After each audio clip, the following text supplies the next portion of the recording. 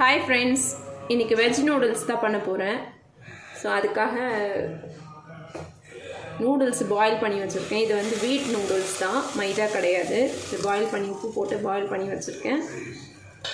இப்போ பேன் வச்சுட்டேன். முதல்ல கொஞ்சமாக ஆயில் போட்டுக்கோங்க.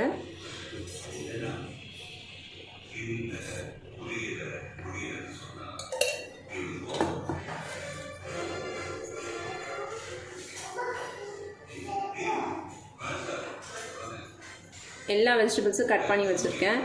So first carrot, yellow colour capsicum, green colour capsicum,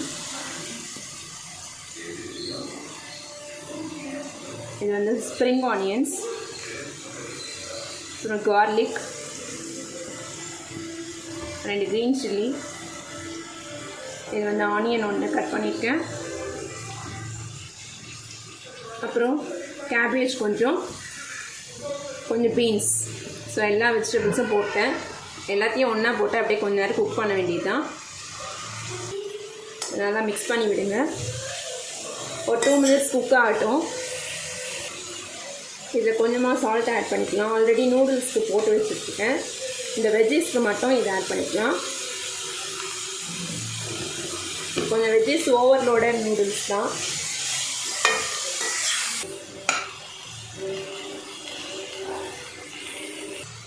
இப்போ ஓரளவு குக் ஆகிடுச்சு. மசாலா ஐட்டம்ஸ் ஆட் பண்ணிக்கலாம்.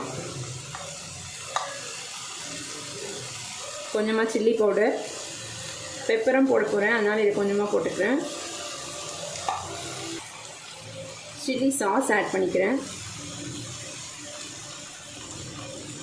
ரெஸ்டாரண்ட் ஸ்டைலுன்றதுனால இதையும் ஆட் பண்ணிக்கிறேன்.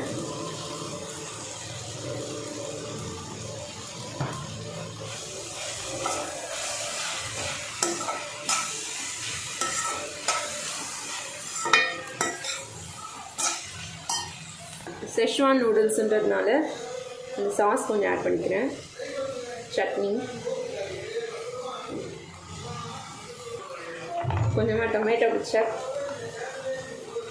இது ஒரு ஸ்வீட்னஸ் கொடுக்கும், அதனால் இது போடுறேன். கொஞ்சமாக சோயா சாஸ்,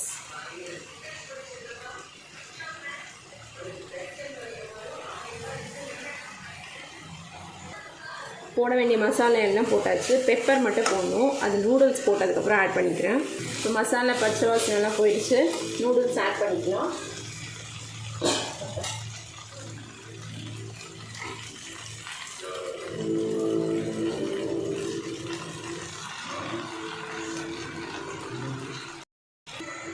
நல்லா மிக்ஸ் பண்ணி விடுங்க. பார்க்கவே கலர்ஃபுல்லாக இருக்குது. மிக்ஸ் பண்ணுறதுக்காக 2 கரண்டி வச்சுக்கிட்டேன். கொஞ்சமாக பெப்பர் ஆட் பண்ணிப்போம்.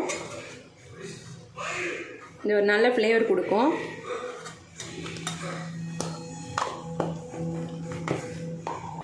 கொஞ்சமாக கொத்தமல்லி போட்டுக்கோங்க. நூடுல்ஸ் சூப்பராக ரெடி ஆகிடுச்சு. சர்வ் பண்ணிடலாம். காரசானமன்ஸ் நல்லா டேஸ்டியான நூடுல்ஸ், ஹோம்மேட் நூடுல்ஸ் ரெடி.